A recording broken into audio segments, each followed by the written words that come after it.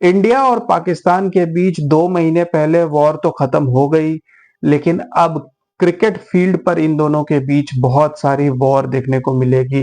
And not necessarily directly on the field, लेकिन in the background India और पाकिस्तान की cricketing boards के बीच अब बहुत सारा झगड़ा होना स्टार्ट हो गया है।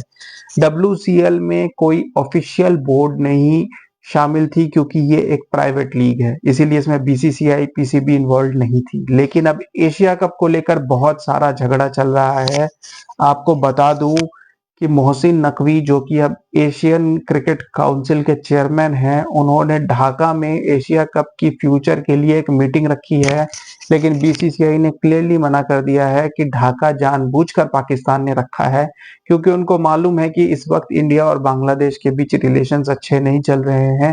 जब से बांग्लादेश में एक पॉलिटिकल टर्मोइल चल रहा है, वहां की गवर्नमेंट चेंज हुई है। पहले जो गवर्नमेंट थी वो थोड़ी प्रो इंडिया थी, अभी जो गवर्नमेंट है वो बिल्कुल एंटी इंडिया है। और इसी मौके का फायदा उठाते हुए जानबूझकर पाकिस्तान के मोहसिन नकवी ने वहीं पर मीटिंग रखी, और इंडिया ने साफ साफ मना कर दिया है कि ना तो वो इन पर्सन इस मीटिंग को अटेंड करेंगे और ना ही जूम कॉल पर। उनका कहना है कि आप जूम कॉल पर आ जाए, लेकिन इंडिया अंडरस्टैंड्स द मोटिव कि क्यों वो जानबूझकर ढाका में मीटिंग रख रहे हैं।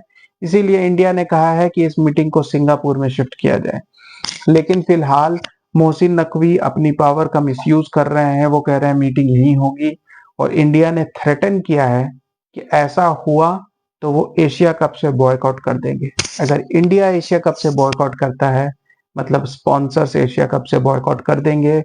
और इन गरीब बोर्ड्स की इतनी औकात नहीं है कि ये आपस में एशिया कप खेल लें और एशिया कप प्रॉफिटेबल हो।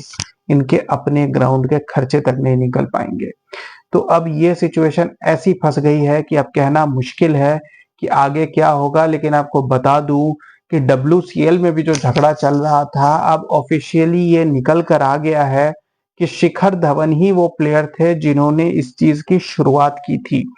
शिखर धवन ने पहले इंडियन चैंपियंस के, या जो इंडियन लेजेंड्स टीम है उसके जो ओनर्स हैं, उनको कन्वे किया था कि मैं इस मैच में नहीं खेलूंगा, क्योंकि मैंने ऑलरेडी ट्विटर पे ये कन्वे कर दिया था कि मैं पाकिस्तान के साथ कोई रिलेशन नहीं रखना चाहता।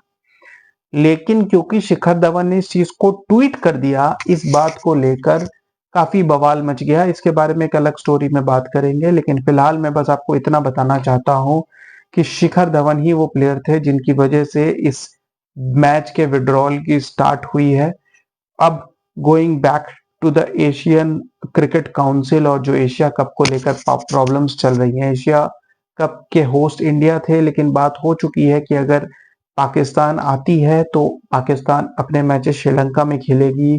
जो T20 वर्ल्ड कप है उसमें ऑफिशियली श्रीलंका को होस्ट है, तो वहां पर भी पाकिस्तान अपने मैचेस श्रीलंका में ही खेलेगी।